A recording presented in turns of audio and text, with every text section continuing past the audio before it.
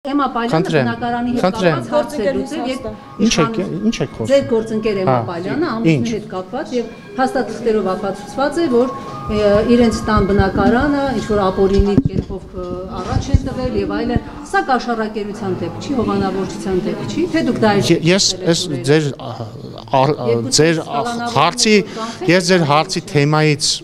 տեղյակ չեմ, խոստանում եմ ուսումնասիրել, բայց ենթադրում եմ, որ էլի ձեր խոսքերի մեջ ամեղության կահկավարկածի խախտում կա։ Ամեն դեպքում խախտելով Մի խանգարեք ձեր գործընկերներին։ Անմեղության ԿՊ-ի եւ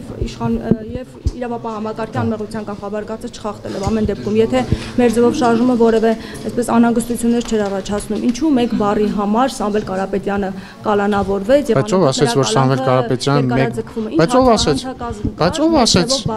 Բայց ով ասեց, որ տեսեք, համ ասում եք ամեղության կանխավարկածը չխախտելով, համ ասում եք մեկ բառի համար ձերբակալվեց։ Եթե դուք պնդում եք անում, որ մեկ բառի համար է ձերբակալվել, նշանակում է դուք պնդում եք առնում, որ անմեղ մարդուն իրավապահ համակարգը ձերբակալել է։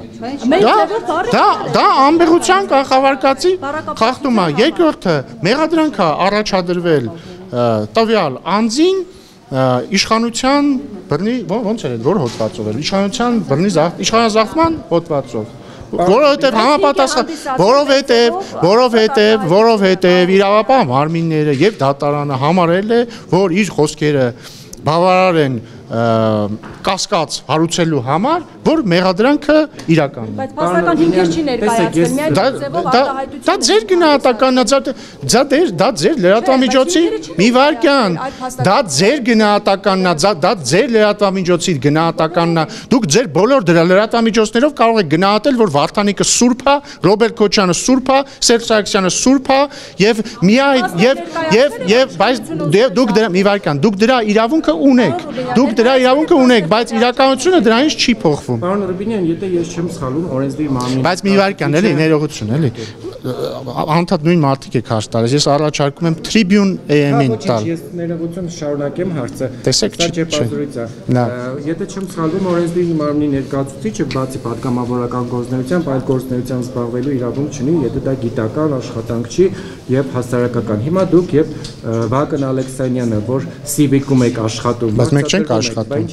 Չենք աշխատում։ Այդ նույն տրամաբանությունն է, որ դուք հիմա ինձ ասեք, որ ես աշխատում եմ բան Հիսուս քեզ Քրիստոս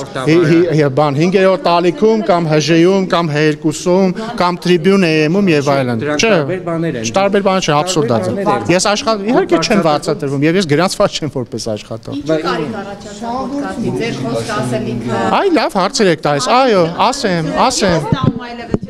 Չէ, ասեմ ինչի ոդկասթի կարիք առաջացավ, ես զգացի եւ որ երբ որ ճեպազրույց եմ տալիս ձեզ բոլորիդ, դուք րոպեն, ասենք, չգիտեմ, 16 հարց հաճախականությամբ ինձ ընդհատում եք եւ չեք թողում պատասխանեմ։ Կամ սկսում եք մի վարքյան, կամ սկսում եք վիճել ինձ հետ, ինչին ես դեմ չեմ, կարելի է բանավեճային ֆորմատով զիջել, բայց ես զգացի, որ դուք շատ եք դժվարացնում իմ մտքերն արտահայտելը, որովհետեւ ընդհատում եք ինձ։ Հետո պարոն Ալեքսանյանը ինձ խոստացավ, որ չի ընդհատի, ես էլ իրեն խոստացա, որ չեմ ընդհատի։ Բայց այդ ֆորմատը չի, որտեղ եթե մենք սուր հարցեր ուզենք, մենք գալիս ենք ստեղ, տեսնում եք, չեմ խոսափում բացարձակ ձեզնից։ Բայց վերջին հարցը էլի խնդրում եմ։ Վերջին երկու հարցը, որտեղ պիտի նիստ վարեմ։ Լրատվամիջոցների հետ կապված ասացի Քերունեի հարցի պատասխանելիս, որ դուք ազատ եք որպես լրագրող լրատվամիջոց ունենալու ձեր կարծիքը, բայց չգիտեմ ինչի ստատուսներ եք գրում, որ պարսավանքի արժան այն բոլոր լրատվամիջոցները, որոնք պաշտպանում են կաշառակեր սրիկայի, նախ ինքները կարգել եք մարդուն արդեն կաշառակեր սրիկա առանց դատական ակտի ու նշել եք հրապարակի խմբագրի Արմինե Օհանյանի անունը։ Սա ինչ է, եթե ոչ լրատվամիջոցներին թիրախավորում։ Սա քննադատություն է։ Շատ լավ։ Հիմա արագ խնդրում եմ